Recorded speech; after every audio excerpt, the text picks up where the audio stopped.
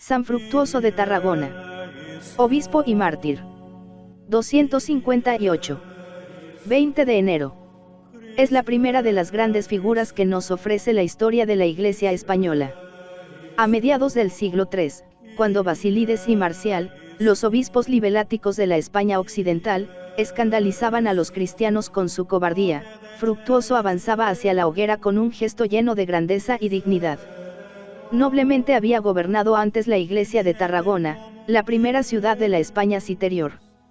Pocas se habían mostrado tan adictas a las leyes, a las costumbres y a los dioses del Imperio Romano.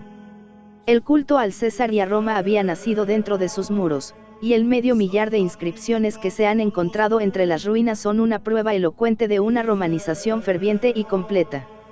Un día, cuando los habitantes de Tarragona refirieron a Augusto que en su altar había nacido una palmera, dicen que respondió con ironía: eso prueba lo mucho que subís a él. Pero, sin duda, el dios estaba entonces de mal humor, porque los tarraconenses le dieron muestras constantes de una devoción entusiasta. No obstante, el cristianismo se propagaba en la gran ciudad mediterránea. Tal vez fue San Pablo el primero que dejó allí la semilla. En 250 el jefe de la pequeña cristiandad era un hombre que tenía todo el aliento de los grandes pastores.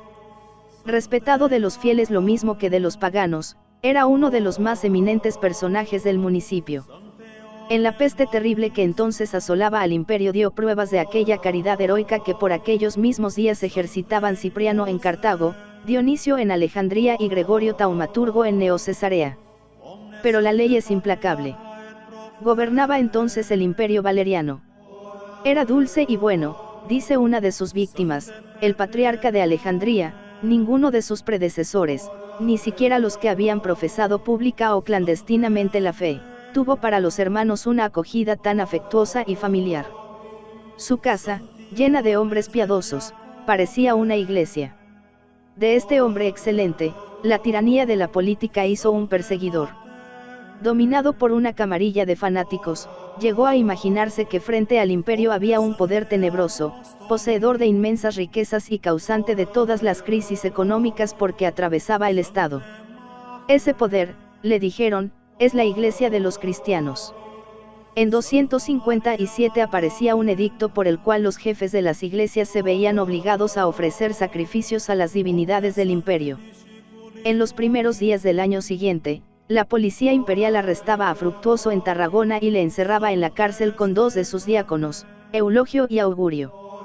Toda la fraternidad de los cristianos pasó por la prisión, presentándole sus donativos y rogándole que le estuviese presentes en su confesión. El obispo seguía predicando y catequizando, y, aunque encadenado, tuvo la alegría de bautizar a un convertido. 7 días más tarde, los 3 detenidos comparecían ante el tribunal. San Fructuoso, obispo, introducid al obispo Fructuoso y a sus diáconos, ordenó el gobernador Emiliano. Aquí están, respondieron los oficiales. Y comenzó el interrogatorio. ¿Conoces las órdenes del emperador?, preguntó Emiliano. No las conozco, pero soy cristiano, respondió el obispo. Pues exigen que adores a los dioses. Yo adoro a un solo Dios, que ha hecho el cielo, la tierra, el mar y cuanto hay en ellos. ¿No sabes que hay dioses? No sé nada de eso. Pues lo aprenderás. Fructuoso levantó los ojos al cielo y rezó silenciosamente. ¿Quién?, repuso el gobernador, podrá ser obedecido, temido, honrado, si se rehúsa el culto a los dioses y la adoración a los emperadores. Después, dirigiéndose hacia el diácono Augurio, añadió: no escuches lo que Fructuoso te dice. También yo, replicó el diácono, adoro al Dios omnipotente. ¿Y a Fructuoso, le adoráis, acaso?, preguntó Emiliano a Eulogio. Yo no adoro a Fructuoso, sino al Dios que Fructuoso adora. Entonces el gobernador, volviéndose de nuevo hacia el prelado, le preguntó: ¿eres obispo? Lo soy. Lo fuiste, dijo Emiliano, levantándose y ordenando que los 3 fuesen quemados vivos. Los esbirros se apoderaron de ellos y los llevaron al anfiteatro, que era el lugar designado para el suplicio. El pueblo caminaba junto a ellos llorando. En el trayecto hubo un momento emocionante y de un sabor arcaico. Varios hermanos se acercaron a los reos ofreciendo una copa de vino. Fructuoso la rehusó diciendo: aún no es hora de romper el ayuno. Efectivamente, era miércoles, día de ayuno para los primeros cristianos, ayuno que duraba hasta las 3 de la tarde. Pero, en realidad, con esta excusa iba unida la más noble modestia.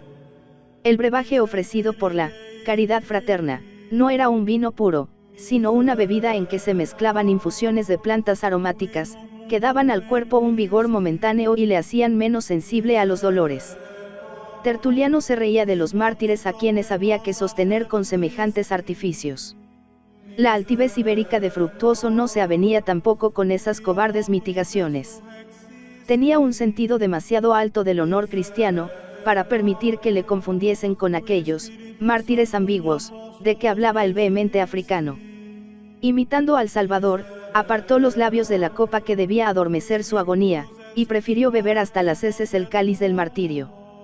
Habían llegado al anfiteatro, la hoguera ardía, y Fructuoso iba a subir a ella, cuando un lector, llamado Augustalis, se acercó para desatarle las sandalias. También ahora rehusó el mártir, prefiriendo descalzarse él mismo. Iba a consumar el sacrificio de su vida, estaba, como Moisés, junto a las llamas, y solo descalzo podía subir a aquel altar. Ya avanza, cuando un cristiano llamado Félix se le acerca, le coge de la mano y le ruega que se acuerde de él. Entonces Fructuoso, extendiendo a lo lejos la mirada, dijo con voz poderosa: es preciso que tenga en mi pensamiento a la Iglesia Católica, derramada de oriente hasta occidente. Estas fueron sus últimas palabras. Inmediatamente, sin la menor señal de turbación, penetró en la hoguera.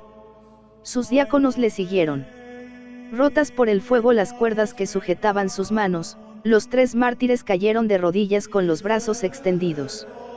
Al verlos así, en medio de las llamas, dice Prudencio, todos recordaban a los 3 jóvenes hebreos en el horno de Babilonia, 2 de nuestros hermanos, pertenecientes a la casa del prefecto, dicen las actas, vieron a los 3 elegidos subir al cielo, y la hija del gobernador fue también testigo de la maravilla.